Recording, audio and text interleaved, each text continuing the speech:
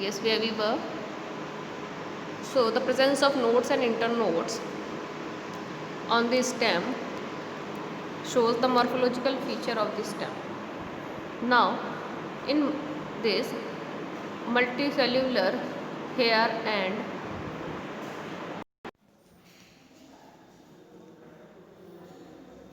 now we are on after nodes and internodes, the multicellular hair and positively phototropic nature help to differentiate in the stems from roots. तो ये जो multicellular hairs हैं वो root और shoot को differentiate करने में इनको हेल्प करते हैं ताकि वो स्टेम और रूट्स एक दूसरे से डिफ्रेंशिएट हो सकें। स्टेम का क्या है function? Stem also get modified to perform diverse function such as storage of food.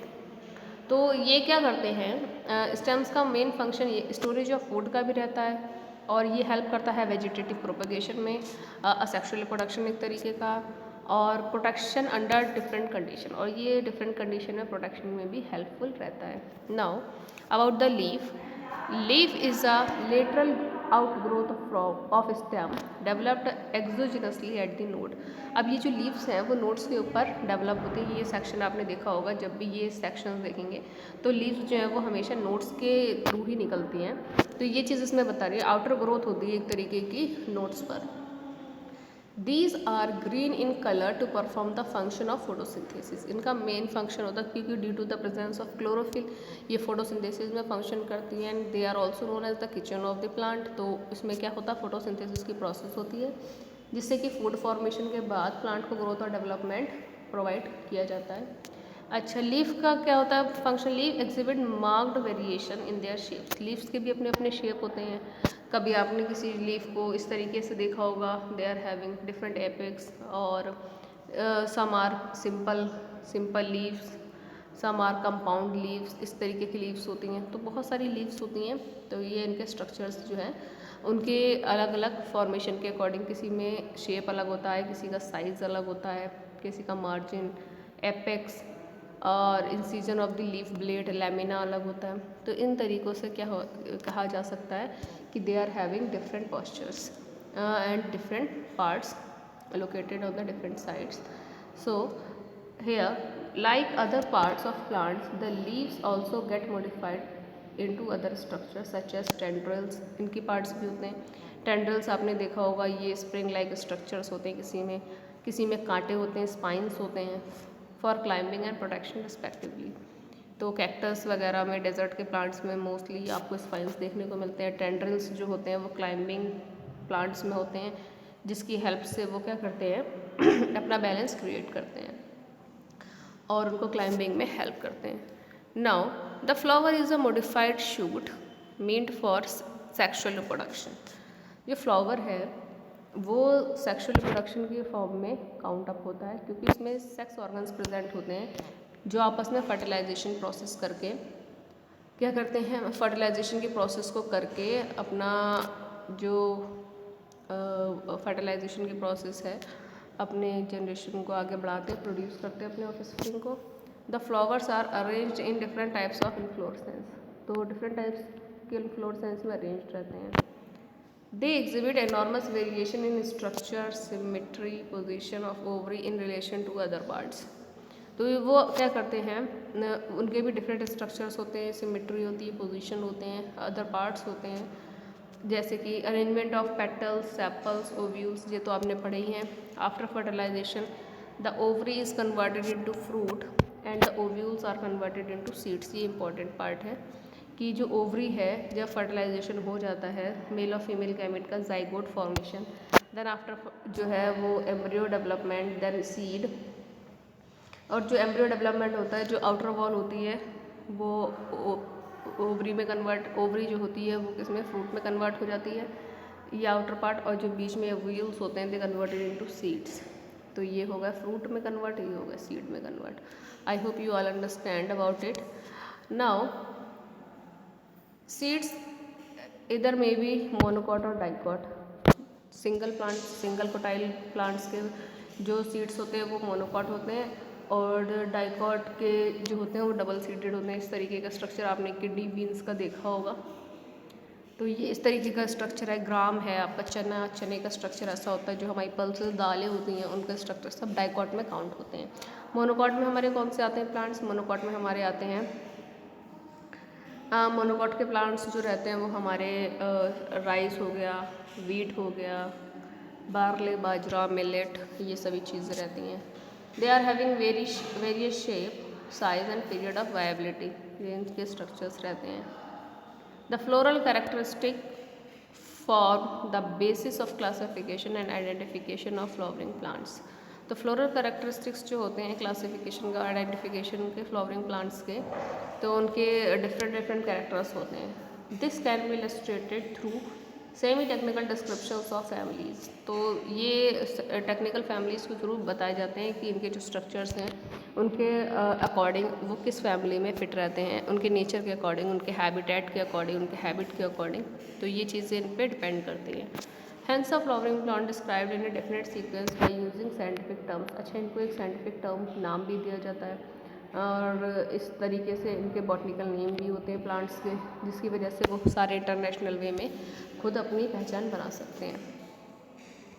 So the floral features are represented in their summarized form as floral diagrams and floral formula। तो इनके base पर जो इनका structure होता है इससे कुछ floral diagrams भी इनके क्रिएट किए जाते हैं और उसके अकॉर्डिंग इनके फ्लोरल फार्मूला जो होते हैं according to the shape of sepals, petals count करके उनकी नंबरिंग को लिखा जाता है। तो these are the summary of this is the summary of this chapter. So now see the questions, देखते हैं कितने क्वेश्चंस हम कर सकते हैं। What is meant by modification of root? What type of modification is root and found in them? तो इसमें हमें बताना है किन टाइप की रूट्स होती हैं। हमने दो तरीके की रूट्स पढ़ी हैं। जो आपकी रूट्स के अगर क्वेश्चन आता है इसमें तो हमने टाइप्स तो रूट्स के पढ़े नहीं हैं। इनमें जो बैलियन होता है उसमें एक तरीके की क्रॉप रूट हम कह सकते हैं। क्रॉप रूट जो लंबे लंबे से रोप जैसे स्ट्रक्चर्स लटकते स्टिल्ट रूट्स होती हैं, तो वो सब चीज़ें रहती हैं। टर्निप में हमारी कॉनिकल शेप रूट रहती है। मैनग्रोव प्लांट्स में भी हमारी सिल्ट रूट्स रहती हैं। तो इस तरीके से हमने इसमें ये चैप्टर को नहीं पढ़ा है, ये हमारा नहीं आएगा क्वेश्चन। जो आने के क्वेश्चन सब वो देख लेते हैं।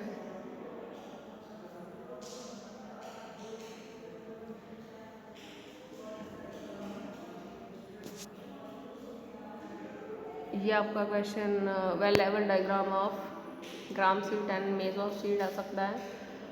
और प्रेजेंटेशन के बारे में हम ऊपर पढ़ेंगे, इसमें आ जाएगा। फ्लावर्स का आ सकता है, इनके पार्ट्स के बारे में आ सकता है।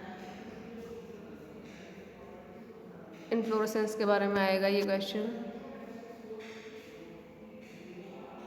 ये आपका actinomorphic bisexual hypogynous flower with the 5 united sepals, तो ये चीज़ें आएंगी।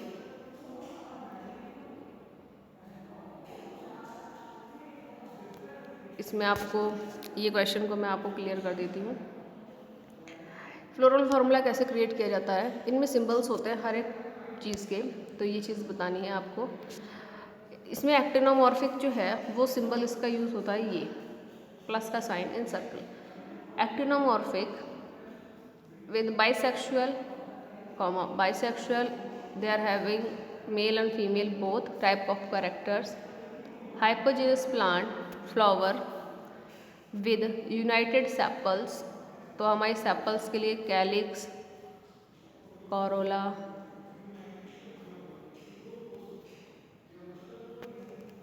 कैलिक्स,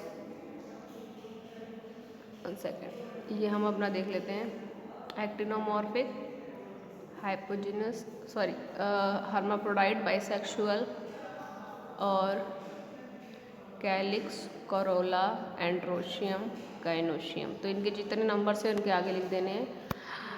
5 आर सेपल्स, कैलिक्स होगा ये। कोरोला कितने हैं? 5 आर पेटल्स। एंड्रोशियम कितने हैं?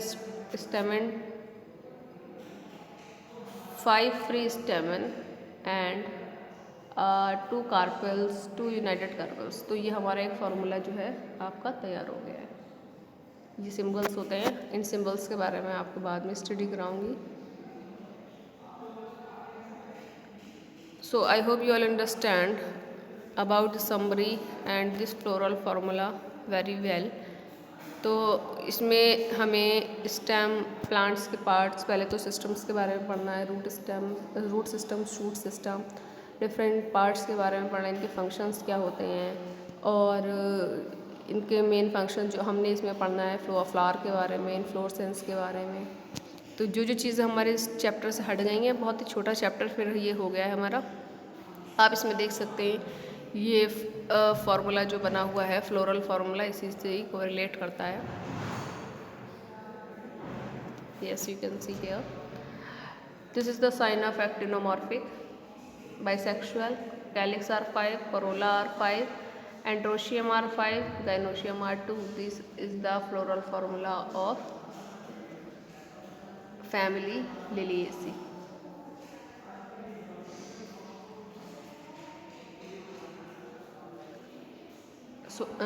सोलेनेसी, और ये इसका फॉर्मूला है। लिलिएसी का भी सिमिलर होता है बट थोड़ा सा डिफ्रेंशिएट होता है क्योंकि इसमें डिवाइड रहते हैं पार्ट्स में। तो ये आपका स्ट्रक्चर देख सकते हैं आप, दैट इज एक्टिनोमॉर्फिक, बाइसेक्सुअल, पेरिएंथ, क्योंकि लिलिएसी जो है वो मोनोकॉट फैमिली है तो इसको मैं आपको अच्छे से डिस्क्राइब करूँगी। इम्पॉर्टेंट है आपकी, केवल फैबेसी फैमिली हट गई है।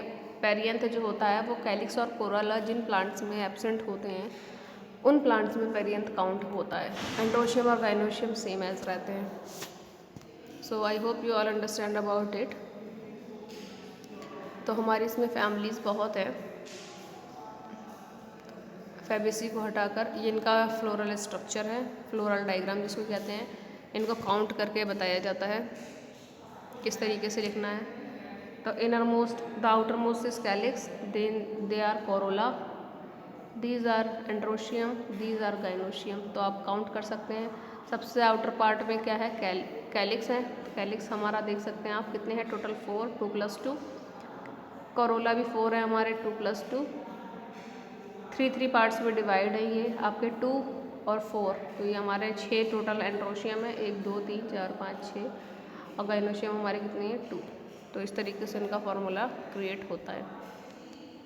So I hope you all understand about this term very well, और we will continue in our next video.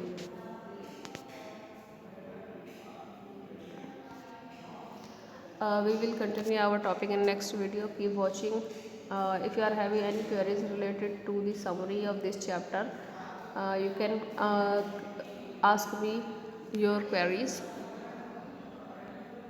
We will meet in the next video. Okay, thank you so much. Keep watching.